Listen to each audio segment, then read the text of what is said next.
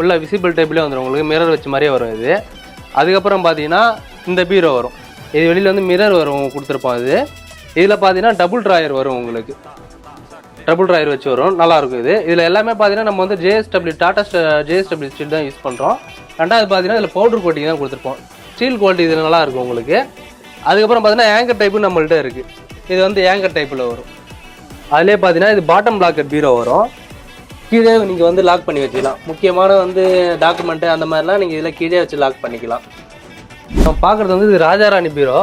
இதில் பார்த்தீங்கன்னா காத்ரேஜ் லாக் கொடுத்துருப்பாங்க. டாட்டா 513 கிரேட் சிஆர் ஷீட் தான் கொடுத்துருப்பாங்க.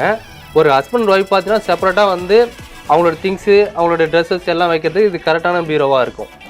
இந்த பட்ஜெட் ஃப்ரெண்ட்லி பீரோவில் பார்த்தீங்கன்னா எக்கச்சக்கமான கலர் நம்மள்ட்ட இருக்குது. இப்போ இந்த பீரோஸை விட பார்த்தீங்கன்னா உங்களுக்கு லக்ஸரியான உங்களுக்கு கேஜி அதிகமாக உள்ள பீரோலாம் பார்த்தீங்கன்னா அடுத்த வீடியோவில் உங்களுக்கு நான் சொல்கிறேன். ஓகேண்ணே.